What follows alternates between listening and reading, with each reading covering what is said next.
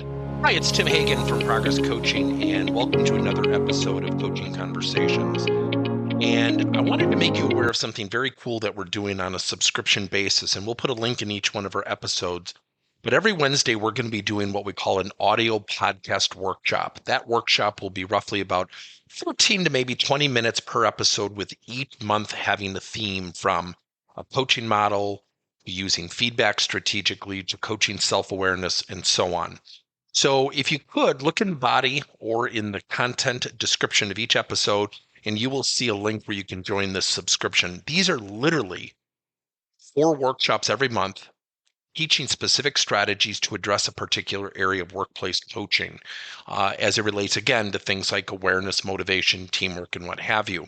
Here's the cool thing. It's only $10 per month, and each month you will get a handout that we will follow along with. So we also give you a tool for you to take notes as we go through each episode. We hope you'll check it out.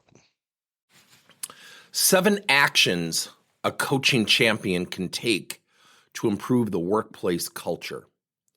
First of all, what is a coaching champion? A coaching champion is a leader and a non-leader who protects the workplace culture. The first objective of a coaching champion is to promote and acknowledge and reward positivity. The second objective, albeit simplistically, is to challenge those people who are struggling with positivity. So action number 1 is to acknowledge and reward teammates, to point out, Bob is doing a great job. I just wanted to share that with everybody. Action number 2, to send an email to upper level management, sharing what somebody is specifically doing really, really well. First is to have the in-person acknowledgement. The second is to promote it to upper level manager. Now, why are those 2 first actions really important? First of all, people need to hear positivity. Number 2, we're also coaching upper level management through positivity to do what? Go look for positivity. Now, let's talk about challenges. Let's say we see somebody exhibiting a negative tendency or a negative mentality or a negative attitude. The third action is to challenge that person safely using a reframing technique. First, acknowledge. Number 1, acknowledge that they're frustrated. Don't tell them not to be frustrated because they're frustrated. First, we acknowledge, and then we ask, what can I do to assist you? First of all, I understand you're frustrated. What can I do to assist you to overcome this? Or what are you going to do to overcome this? That's called a self-actualized question. And what that does is it reframes their mind in that instant. It doesn't magically make them more positive people.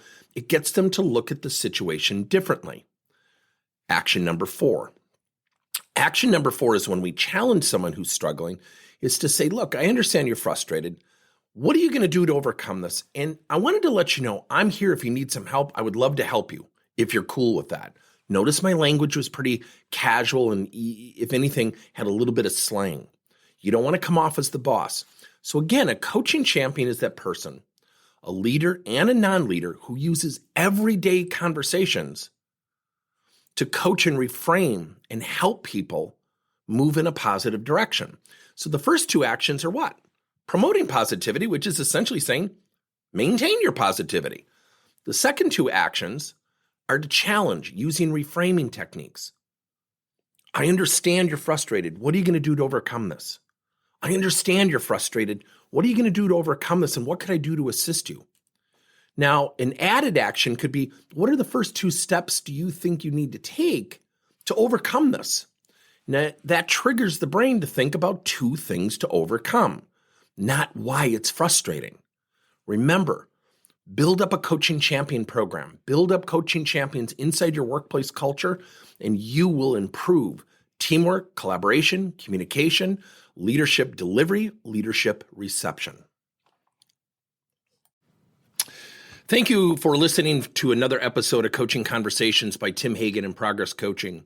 Now, our company is always coming out with new and innovative solutions to help leaders coach their employees.